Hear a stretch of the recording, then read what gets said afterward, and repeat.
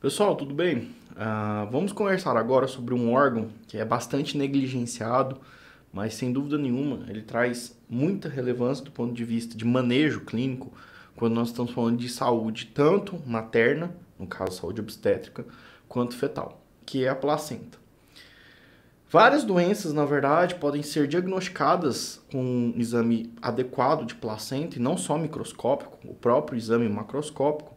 Só que para isso é importante que se entenda quais são as funções desse órgão e como que ele se desenvolve durante toda a gestação. Então, antes de nós entrarmos nas doenças propriamente ditas, vamos fazer um aparato, uma revisão a respeito de anatomia e fisiologia desse órgão. Então, na verdade, ele é um órgão de interface, transição materno-fetal, e que vai desenvolver principalmente funções para o feto. As funções envolvidas para o feto entram desde a parte de nutrição. Quando falamos nutrição, não estamos falando apenas dos nutrientes que advêm de circulação materna, mas estamos também falando de gases, portanto, ele também é responsável, esse órgão, pela respiração fetal. E o outro ponto importante é que a placenta também vai ser responsável por retirar as escórias, as excretas produzidas pelo feto, que vão ser então retornadas ao corpo da mãe para que a mãe possa eliminá-las pelo feto, uma vez que o feto não tem contato nenhum com o ambiente externo. Este órgão tem outras funções que a gente vai discutir, principalmente funções endócrinas, e essas funções elas vão ser muito importantes, inclusive para o diagnóstico de algumas entidades, como a gente vai discutir daqui a pouco. Anatomicamente, nós percebemos três áreas bem distintas da placenta. Nós temos o cordão umbilical, que é o principal elemento, o principal elo que a gente vai ter em relação ao feto.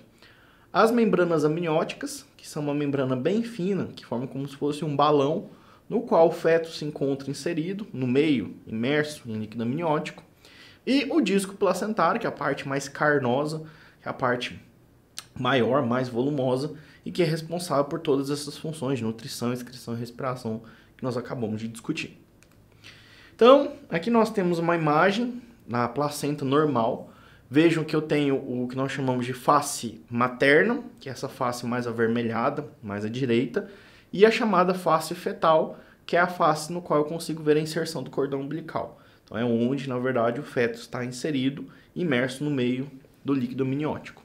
Então, começando pela face fetal, que é essa imagem mais à direita de vocês, nós notamos o cordão se inserindo no disco placentário e nós notamos a ramificação vascular que é liberada a partir do cordão umbilical para poder, então, irrigar todo o disco placentário. Notem que na borda nós conseguimos notar a inserção das membranas amnióticas, só que as membranas, no caso da face fetal, elas são mais difíceis de serem vistas, principalmente porque no processo de parto, essa membrana vai ser rompida e aí o rompimento dessa membrana vai acabar desencadeando uma ruptura, uma perda maior dessas membranas.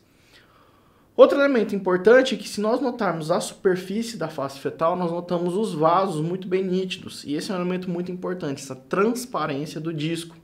E isso a gente vai ver que vai ser afetado principalmente quando houver a deposição de algum material nas membranas amnióticas. E na face materna, que é essa face mais carnosa, nós notamos os cotilédones. Os cotilédones são as porções da placenta.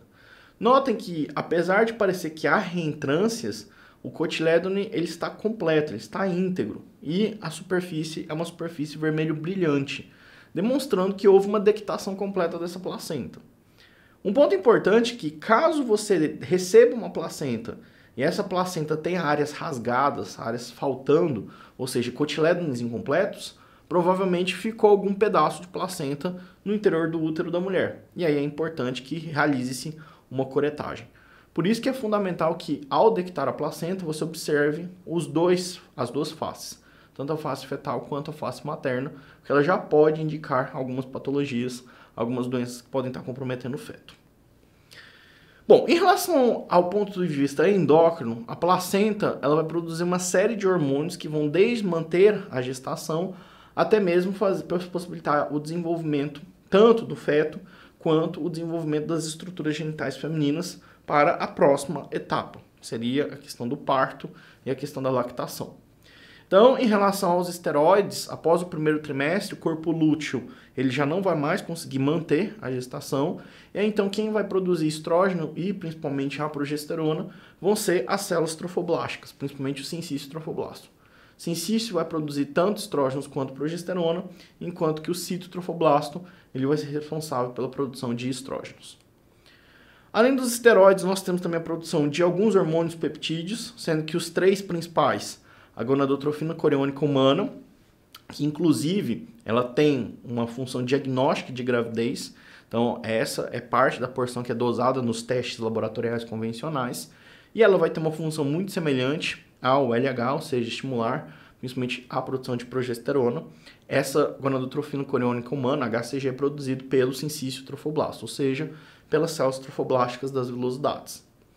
Outro hormônio é o lactogênio placentário, o nome já indica o que ele vai fazer, ele vai estimular o crescimento, a proliferação de ductos mamários, justamente para a próxima etapa, que é a etapa de lactação. E um ponto importante é que esse lactogênio placentário ele é produzido por um outro tipo de trofoblasto, chamado de trofoblasto de implantação. Tanto que esses dois marcadores, o HCG e o lactogênio placentário, vão ser utilizados no diagnóstico das neoplasias trofoblásticas, como a gente vai discutir a posteriori. E outra é a fosfatase alcalina placentária. A fosfatase alcalina placentária é muito importante porque ela ajuda na migração das células germinativas do feto, ou seja, ajuda no desenvolvimento. E a gente vai ter um probleminha porque essa fosfatase alcalina placentária ela pode ser confundida com a fosfatase alcalina hepática. Então isso pode fazer pseudoestados de colangite laboratorial nessa paciente gestante. Então tem que tomar muito cuidado porque realmente é uma fosfatase alcalina muito semelhante àquela produzida em casos de lesão de ductos biliares. Além disso, outros peptídeos produzidos. Nós temos, por exemplo, a tivina e a inibina, que elas vão regular, a partir de feedback, a produção da gonadotrofina coriônica, e elas são produzidas pelo citotrofoblasto. A relaxina, que é um hormônio muito importante para o preparo do canal do parto, também produzido pelo citotrofoblasto, além de outros fatores de crescimento, fatores estimulantes hipofusários símiles, que também são produzidos pelas células da placenta. Então, o mais importante agora é a gente entender cada um dos três compartimentos que nós discutimos. O disco placentário, a membrana, as membranas e o cordão umbilical. E correlacionar com o que pode acontecer com o feto, principalmente, mas também com a mãe, para que nós possamos identificar quais doenças esse binômio feto-mãe pode desenvolver, ok? Então, esse vai ser o objetivo a partir de agora, ver cada um dos processos placentários, cada um dos elementos placentários e suas respectivas doenças, beleza? Então, muito obrigado.